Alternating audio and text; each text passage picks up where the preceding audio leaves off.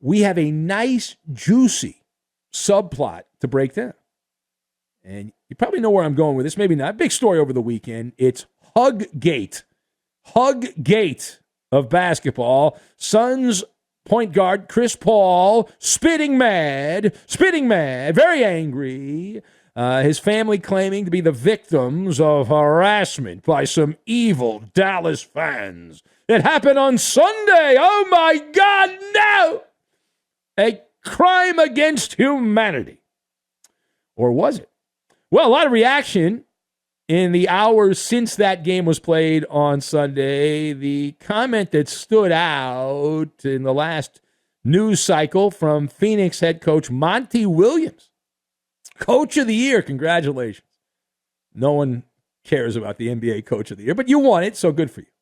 But Monty Williams suggesting that he had the solution to this huge problem of families of NBA players having to sit with the fans, the hoi polloi. So what did Monty Williams suggest? Well, Monty suggesting that the NBA create a special section at these arenas to rope off the section, if you will, from the families, from the fans, so the families are protected. Monty Williams saying that, quote, the families need to be protected a bit more. And he proposed a section, or especially luxury suite, so that the fans could stay away. So, stick them all in a luxury suite or a special section, blah, blah, blah. All right, so let's discuss. The question, thumbs up or thumbs down, does the NBA need to create a special roped-off section for family and friends of players? So I'm going thumbs down on this. I'm going thumbs down. I've got Checkbook, Creamery, and 4Alarm. And we will tie all of these random things together, and we are going to make cheese curds. A lot of cheese curds last week. Big fan of cheese curds. Now, to tip off, all right, so I saw what happened. I saw the follow-up. I was monitoring the situation. This is an overreaction by Monty Williams. And the Suns in general. There's no need to have a special roped-off area at arenas to protect the families of NBA players. The families are being assaulted at every game. These are rare situations that pop up from time to time. I don't support the segregation of the families of players and whatnot from the general population at an NBA game. Keeping the loved ones of players away from the unwashed fans, the oligarchy of basketball. Yeah, listen, I'm not against it. If you need special seats, here's what you do. Very simple. I got a solution here. You don't need to have a special section. You pull out your checkbook. These players have the money. They pull out the checkbook. Spend your money. Buy a luxury suite if you want. Knock yourself out. Chris Paul in particular. This guy's earned over $300 million during his career as a basketball player. He's got another $88 million coming his way the next 3 years. He can afford to buy the biggest luxury suite he wants. It's not going to break him. And as it stands now, those courtside tickets are already so expensive that as a result, it generally prevents the flotsam and jetsam from being able to get in those seats. This latest episode, this soap opera in Dallas, bizarro world. We live in an age where everything is recorded for posterity's sake. And you know that. We all know it. I mean, everyone, you go to a game, everyone's an amateur reporter, and they're documenting every nook and cranny of these games. Listen, that's the way it is. Everyone's trying to become a bigger deal on social media, get a lot of clout there. You're going to be the one with the video, and it's going to go viral, or you're looking for a payday. So either you're trying to get social media clout or you're trying to get a payday. TMZ, the Daily Mail, a lot of these gossip places will pay money for video. The fact that it's been over 24 hours and nothing of substance has come out to back up the initial claims made is very suspicious. This is the time. If you have the video, cash in. I'd like to see the video. And if there is no video, what's that mean? All right, now furthermore, the disparity. Why is there this disparity between the early reports on Chris Paul's family's situation and what appears to have actually happened? Now, remember, initially the story was that this was a criminal assault. Internet investigators were calling for a court-martial of the fans, public hanging in the public square. And we're hearing that what happened now is that CP3's associates made sure he has his buddy's been in the NBA a long time. He's got friends. And his associates made sure to quickly leak information to useful idiots in the media who were just repeating whatever they were told, painting this as an aggravated assault, playing it up, if you will, as a war crime. And based on what we have, the information we have at this time, it would appear that Chris Paul was able to hornswoggle the narrative. Now, why does this matter? It is a useful distraction. Rather than focus on his recent lousy play, the story instead is that Chris Paul is the victim.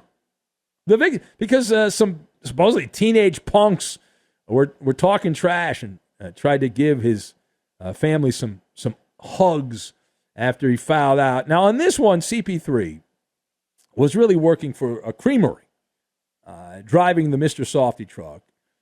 And we saw the video of him scolding the teenagers there. The Mavericks issued a prepared statement on Monday claiming that there were a couple of unruly fans. I love the word unruly.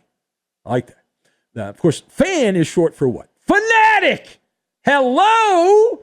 So by being a fan, you are fanatical. That's by definition what a fan is, fanatical. I digress.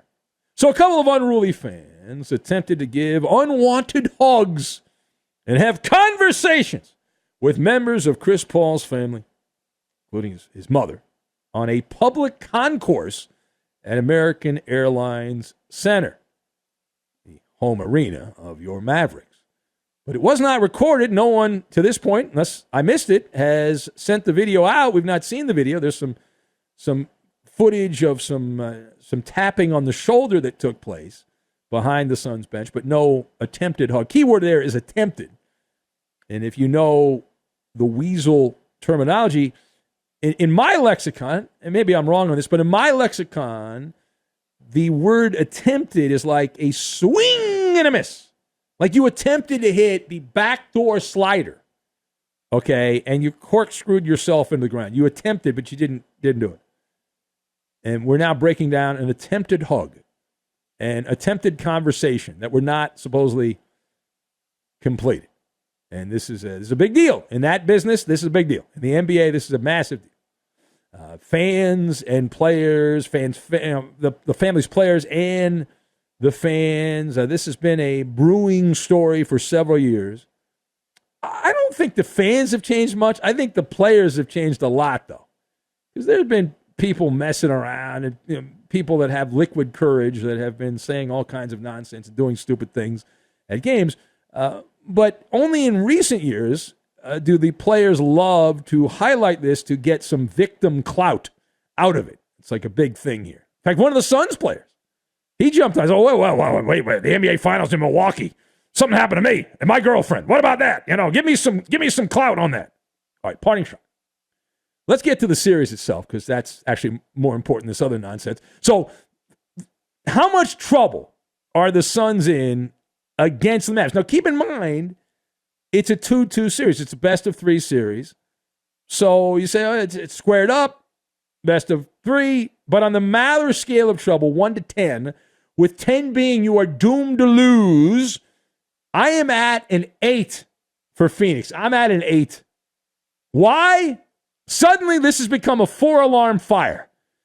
You say, if you're an optimist, you'll say it's only 2-2, but I am more ominous. It feels much worse than that. Chris Paul has been validating some comments I made a while back here. You don't know what you're going to get from Chris Paul game to game at this point. There is no consistency. And that ought to give Monty Williams and the Suns an ulcer. And if you're an Arizona faithful fan, you have to be at that point. You're like, oh, man, we're screwed. CP3 has looked sporadically old and slow. And this weekend, immediately after turning 37, when he went to Arizona, when he went from Arizona to Texas, he was 36, had a birthday, and looks just miserable. Now, what is my evidence? My eyeballs, my glasses. I got my bifocals. These last 2 games in Dallas, Chris Paul had a total of 17 points, 11 assists, and 9 turnovers. That's not even garden variety basketball. And he has been in foul trouble, and Phoenix has been outscored when he's been on the court. And to make matters worse, the backup, this is one of the big selling points of the Suns. Well, not only do they have Chris Paul, but they got Cameron Payne. Cam Payne, he's good too. Oh, yeah? He sucks. He sucks right now. He's useless for the Suns, Cameron Payne. These last 2 games, 1 of 9. Chris Paul's drowning, so they call for the lifeguard. They say, bring in Cam Payne. And he's a pain in the ass, this Cam Payne. For the team he's playing for, 1 of 9 from the floor in the 2 games, 2 points, 2 rebounds, 8 assists, 5 fouls. And overall, this continues a trend in the postseason. Cameron Payne, backup point guard. The lifeline when Chris Paul shows his age, shooting under 32% from the floor and barely over 15% from beyond the arc. Bad to the bone. Bad to the bone. Now, Chris Paul, on the other hand, he's been bad, and he's had a few good games. He's feast or famine. You can't win a championship with feast or famine. Not going to happen. Not going to happen. Dallas have been able, over these last couple games, to play mental gymnastics with CP3. They are pestering him. They are jumping in the passing lanes. He's become rattled, and he's trying to force things, and it's a glorious thing for the Mavericks. Now, the question is, can they play like that in Arizona? And ultimately, they've got to play like that. They've got to get Chris Paul to have another one of these stinkers in the Valley of the Sun. They do that, really good shape. Better said than done, because obviously home court and whatnot. Backup role players play better at home. Veteran players play better at home. That's historically how it's worked in the NBA. But that's where we're at.